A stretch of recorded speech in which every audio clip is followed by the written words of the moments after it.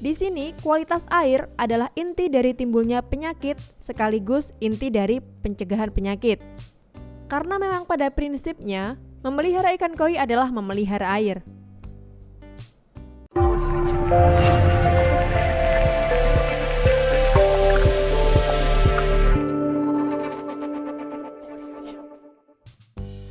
Halo teman-teman pecinta koi, pada video kali ini aku akan membagikan apa aja sih faktor yang bisa menyebabkan ikan koi terserang penyakit.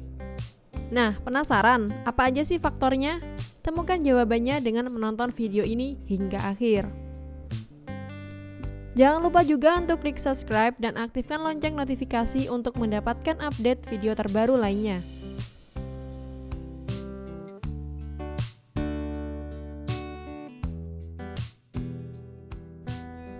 Ikan koi sebagai makhluk hidup bisa saja terserang penyakit. Sebagai pencinta koi, teman-teman pasti akan berusaha untuk menyembuhkannya. Nah, sebetulnya apa aja sih penyebab utama dari adanya penyakit yang menyerang ikan koi?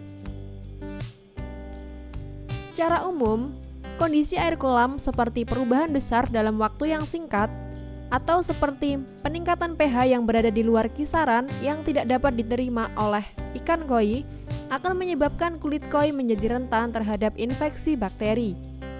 Perlu teman-teman ketahui juga bahwa bakteri terdapat di mana-mana, termasuk pada kolam koi kita. Terdapat bakteri jahat dan juga bakteri baik. Di sini, kualitas air adalah inti dari timbulnya penyakit sekaligus inti dari pencegahan penyakit.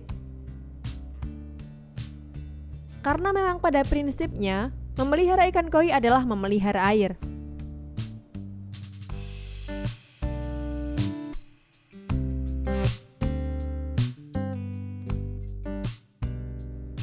Nah, berikut ini beberapa penyakit yang sering menyerang ikan koi beserta penyebab dan juga penanggulangannya.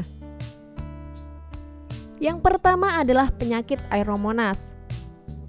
Penyakit ini disebabkan oleh bakteri Aeromonas hydrophila, yang merupakan salah satu bakteri penyebab penyakit yang berbahaya pada budidaya ikan air tawar.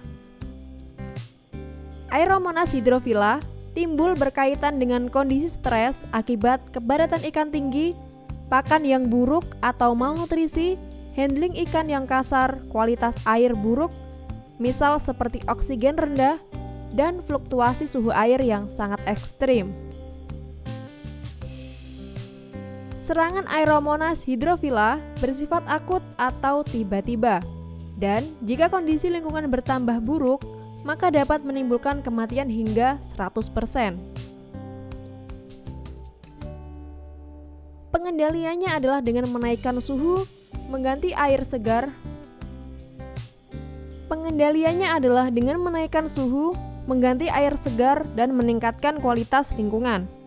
Teman-teman dapat melihat video kita dalam menangani penyakit Aeromonas pada ikan koi. Untuk link video, aku cantumkan di bagian pojok kanan atas.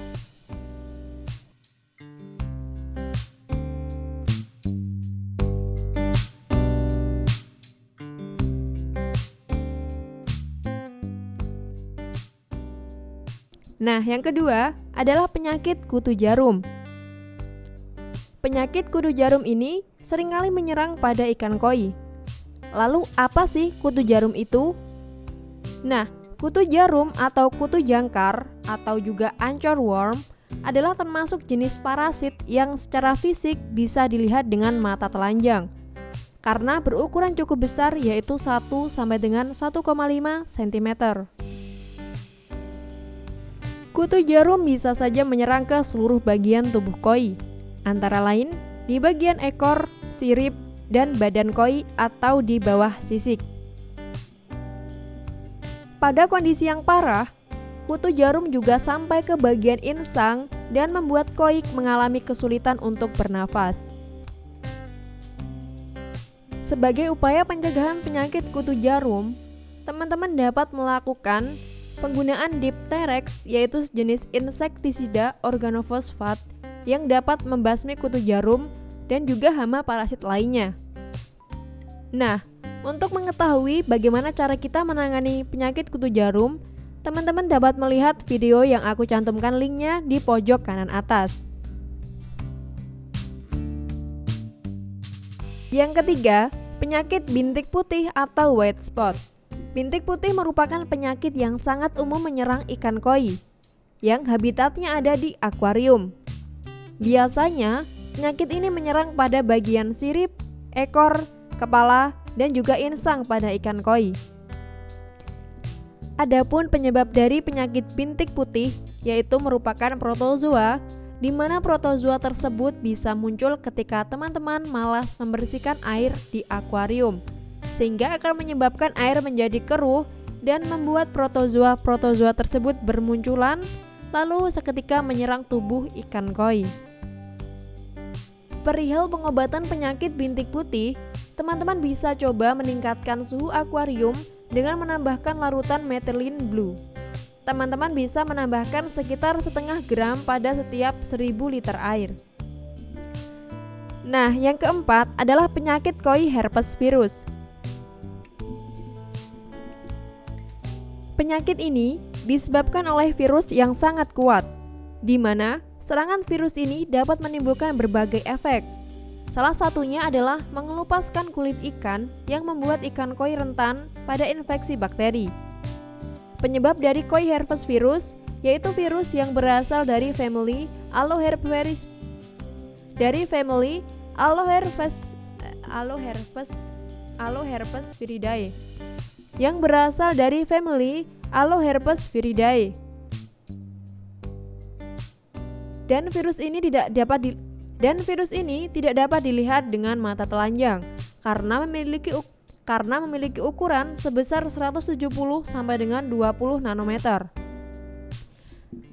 Apabila ingin melakukan pengobatan ikan koi yang terserang penyakit ini, teman-teman bisa menaikkan kadar konsentrasi garam sekitar 0,45% dari biasanya dan menaikkan suhu air sedikit demi sedikit untuk setiap jamnya hingga mencapai 30 derajat Celcius.